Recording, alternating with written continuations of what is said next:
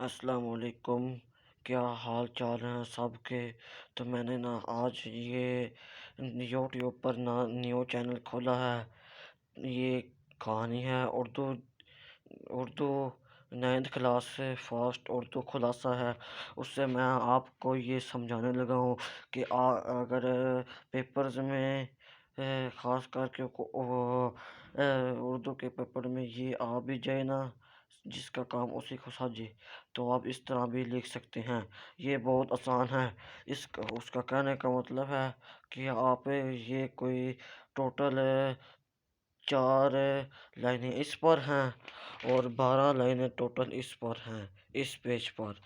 تو یہ 16 کل ملا کر 16 لائنیں بن جاتی۔ یہ نہیں، میں نہیں یہ چاہتا کہ تمام سٹوڈنٹ جون سے ہیں وہ ان کو زیادہ محنت کرنی پڑے اور انہیں کچھ یاد بھی نہ ہو، جو وہ رٹ کر جائیں، وہ رٹ کر جائیں وہ ہی ان کو سارا کچھ بھول جائے۔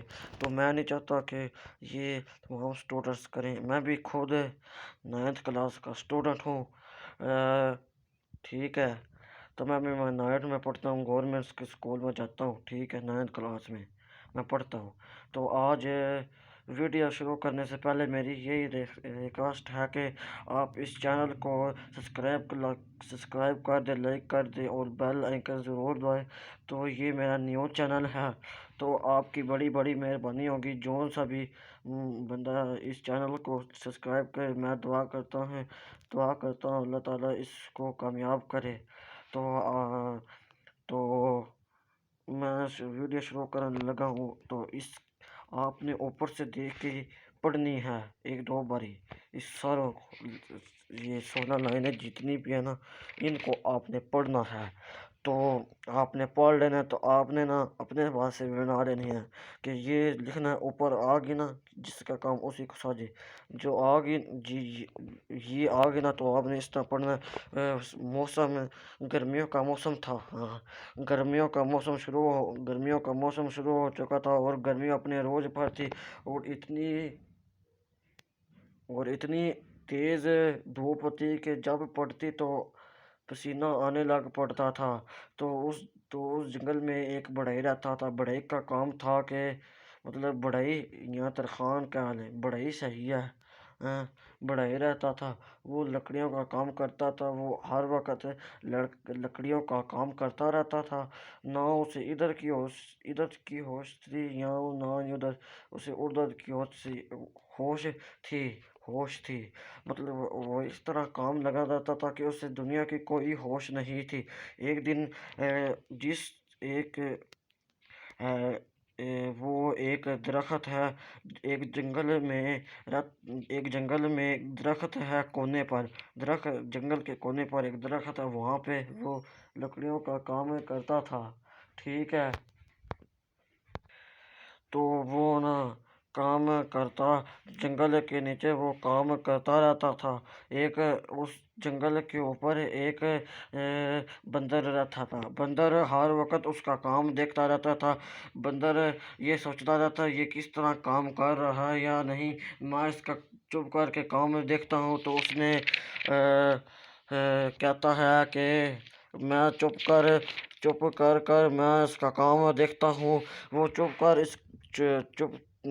چپاتے اس کا کام دیکھتا رہتا تھا اور جس طرح وہ کام کرتا تھا اسی طرح وہ کہتا تھا اگر مجھے بھی زندگی میں کبھی موقع، تو وہ یہ سوچتا تھا کہ میرا بھی اس کام میں بڑا دل کرتا ہے، کبھی مجھے زندگی میں موقع ہوا تو یہ والا لکڑیوں کا کام میں بھی کروں گا۔ تو